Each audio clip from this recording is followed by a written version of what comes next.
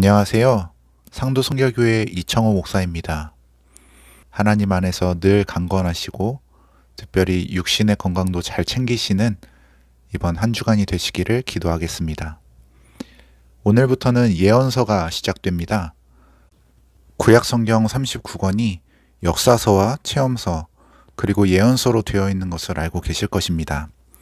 그리고 역사서는 17권, 체험서는 5권, 그리고 예언서도 역사서와 동일한 17권이 있습니다. 그런데 그동안 성경 통독을 진행하면서 역사를 기록한 역사서를 보셨을 거고요. 욥기, 시편, 잠언, 전도서, 그리고 지난주에 보았던 아가서까지 체험서 5권을 보셨을 것입니다. 그리고 오늘부터는 예언서를 보시게 되는 것입니다.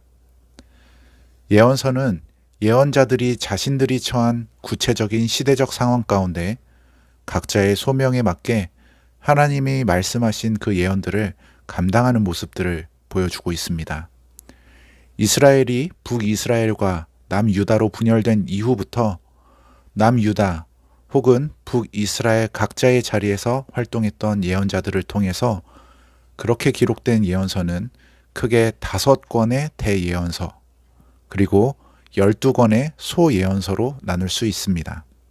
이렇게 대예언서와 소예언서로 나누는 것은 단지 분량에 따라 구분이 되는 것입니다. 그래서 분량이 많으면 대예언서, 그리고 그 분량이 적으면 소예언서로 이야기하는 것입니다. 대예언서 5권에는 이사야, 예레미야, 예레미야 애가, 에스겔, 다니엘이 속하여 있습니다. 그리고 소예언서 12권에는 나머지 책들이 속하여 있는 것입니다. 호세야, 요엘, 아모스, 오바댜, 요나, 미가, 나훔, 하박국, 스바냐, 학개, 스가랴, 말라기가 이 소예언서에 속하게 되는 것이죠. 우리는 이 예언서를 보면서 이 선지자는 어느 나라에서 어떤 예언을 하였던 선지자였는지, 그리고 우리가 역사서를 통하여서는 어느 시대에 살고 활동했던 선지자였는지, 또 당시 어떠한 일들이 있었는지, 왕이 누구였는지, 이렇게 시간에 따라 연결을 해보시면서 성경을 읽고 이해하시는데 도움이 될 수 있을 것이라고 생각합니다. 오늘은 순서에 의해 예언서의 첫 번째 책인 이사야에 대해서 알아보시겠습니다. 이사야는 아모스의 아들 이사야가 기록하였습니다. 그리고 그 이름의 뜻은 여호와는 구원이시다 라는 이름의 뜻이 있습니다. 그는 BC 740년부터 BC 681년까지 남유다의 선지자로 활동하였습니다. 구체적으로는 남유다 제10대 왕이었던 우시야 왕 때부터 시작하여 요담, 아하스, 히스기야 왕의 통치 때까지 하나님의 말씀을 전하고 예언했던 선지자였습니다.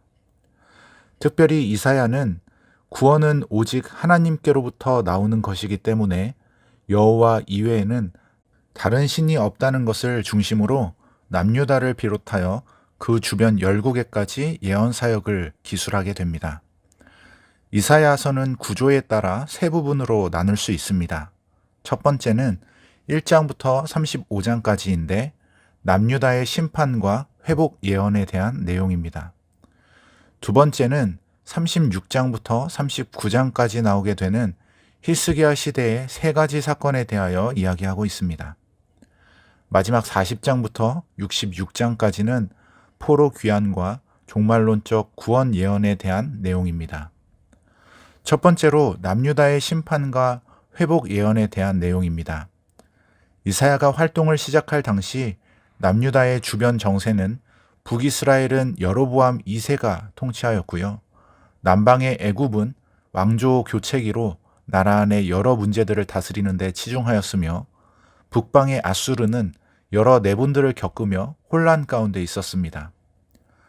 이러한 때에 남유다는 일시적으로 국가적인 번영의 길에 들어서게 됩니다.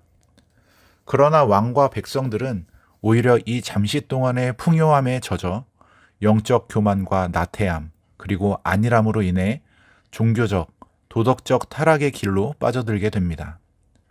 이러한 때에 하나님께서는 선지자 이사야를 통해 남유다의 패역한 실상을 고발하시며 그들을 심판하시겠다고 선언하셨습니다.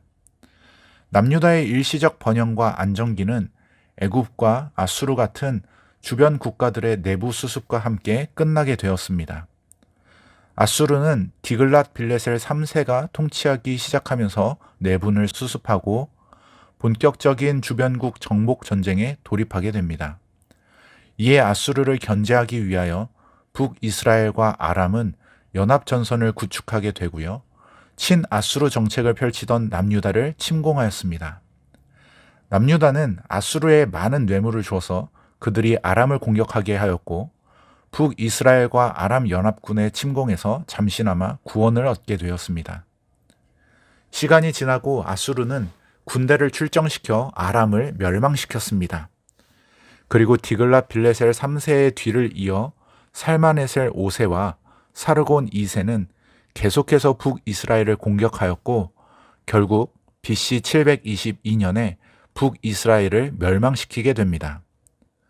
하나님께서는 북이스라엘이 멸망한 이후에도 바벨론과 모압과 아수르와 에돔과 아라비아와 유다와 두로를 심판하시겠다고 이사야를 통하여 말씀하신 것들을 성경에 기록하고 있습니다.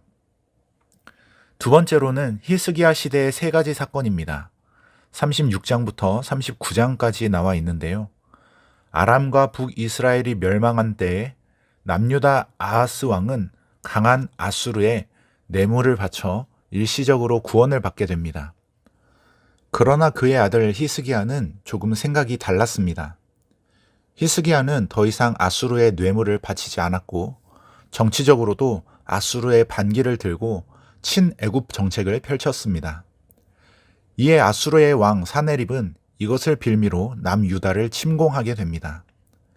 이에 히스기야 왕은 전적으로 하나님만을 의지하여 결국 아수르를 물리치게 됩니다.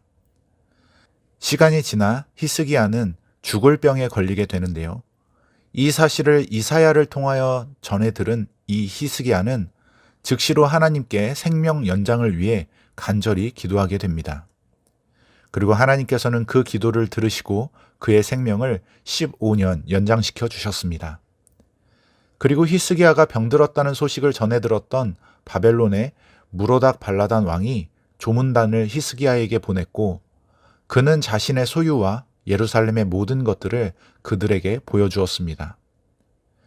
이로 인해 이사야는 히스기야의 후손들이 바벨론에 사로잡혀 환관이 될 것에 대하여 예언하였습니다. 마지막으로 포로 귀환과 종말론적 구원 예언입니다. 40장부터 마지막 66장까지 그 내용이 나오게 됩니다. 하나님께서는 이사야를 통해서 이스라엘이 바벨론에 의해 멸망당하고 그들의 포로가 되지만 다시 그들을 회복시키시고 자신들의 땅으로 돌아오게 하시겠다라고 말씀하셨습니다. 그리고 그 말씀 중에 장차 오실 메시아의 사역을 예고하시며 하나님의 백성을 멸망시킨 바벨론을 하나님께서 멸망시키겠다고 말씀하셨습니다. 그리고 하나님께서 행하실 전 우주적 심판과 구원을 통해서 악인은 멸망당하고 남은 의인은 구원받을 것을 기술하였습니다.